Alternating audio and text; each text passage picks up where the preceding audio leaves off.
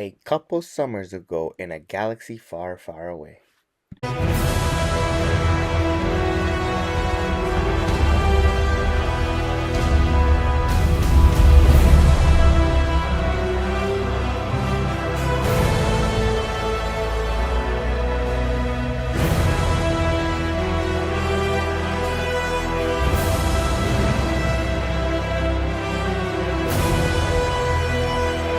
Hello, everybody. I am here to talk about Phineas and Ferb Star Wars. Yeah, so once Disney got the rights to Star Wars, they started connecting Star Wars to some of their favorite shows, and Phineas and Ferb was one of them. And I gotta say that this was one of the best put together spin-offs into the Star Wars universe. This was really good, and I don't think it had any right to be.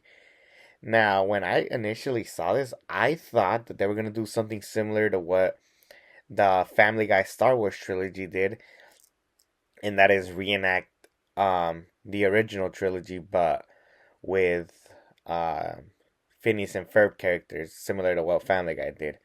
Instead, they took a different route, and I actually really enjoyed it. So instead, what they did here was they went down and they um basically had a side story with Phineas and Ferb playing their characters. Everybody involved played, their characters in the Phineas and Ferb show, but in the Star Wars world. So basically, while A New Hope is going down, all of this takes place on the side. I thought this was brilliant writing. Like, it was so good that even people are saying, like, yeah, this is canon. This is part of the Star Wars universe. This is really good. And I don't blame them. This is a fantastic connection to Star Wars. Like, even like Candace as a stormtrooper, who was just like a lost stormtrooper. Obviously, Phineas and Ferb was gonna be a musical, so obviously they were gonna add songs, and they were good, solid songs. That's probably the weakest part of this entire special. But if you know Phineas and Ferb, you know that they want to have music, so it's like, all right, fine. And right off the bat, when they said a couple summers ago in a galaxy far, far away, I started bawling laughing. That was funny. I was like, that is how you know this is Phineas and Ferb. Now, I grew up loving Phineas and Ferb. I didn't become a fan of it until like much later on when people were saying that, hey, you know what? Disney Channel has some good cartoons. And Phineas and Ferb was like the centerpiece of those cartoons. I was more into Gravity Falls, and Gravity Falls for me personally is a show that I could technically still watch. Like, that's how good it is. I do like Phineas and Ferb, but you could tell it's more for a younger audience. But I still really enjoyed it. It's Phineas and Ferb. Come on, guys. Um, you can tell that the comedy's still there, and I love that they do add on to what was already established with A New Hope. For example, Obi-Wan trained Phineas and Ferb. We never see it, but they basically tell us that's what happens. There's a side mission where Perry the Platypus was supposed to be the one taking the droids to Princess Leia, but then they get lost in the middle of it. Um, Dr. Doofenshmirtz is the one who built the Death Star, and he's the one who left the hole out because he's an idiot. Like, they do a brilliant job. I was laughing. Obviously, in Rogue One, they truly fixed that hole and the Death Star.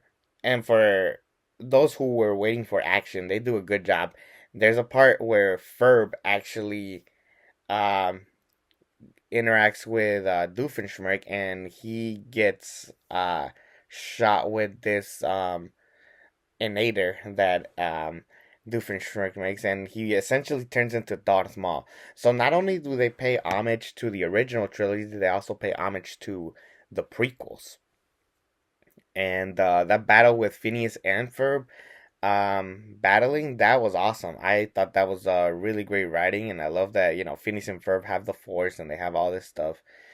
Literally, A New Hope just keeps going as it goes, and then they're just in the background, like when Luke is staring at the sunrise. Perry the Platypus steals R2D2 to take the plans from R2D2. Eventually, the plans get lost, so then they have to go. So Perry the Platypus, Phineas and Ferb all meet each other, and they're the ones. Later, you find out Candace had a lost brother and sisters, being Phineas and Ferb. And I actually like that we actually get to see Candace, Phineas, and Ferb be brothers and sisters, not just fighting all the time. Like, Mom, Phineas and Ferb did this and that, you know? And that was really cool. One character I left out, who was actually my favorite character in this entire um, episode special, was um, Isabella. Isabella was essentially the Han Solo of the group. So when she interacts with Han Solo, it was actually awesome because they both had a similar path where, like, Han in the original A New Hope, he just like leaves them like, okay, we already got our money, we're good to go. And then they come back and help Luke Skywalker destroy the Death Star. Here, you get an interaction with Han Solo and Isabella talking, and then that's what kind of motivated them to come back and help out. That was really cool, and I really liked it, and that's why I was like, oh, this is canon. Honestly, I can't believe I'm saying this, but I'm giving this an A plus. This is one of the best put together specials from any show to play with the Star Wars formula, and they do such an amazing job. This was a lot of fun to watch, and I was so happy. It was really funny. The characters were great. I can't be a hater about this. So we're going great with these Star Wars videos.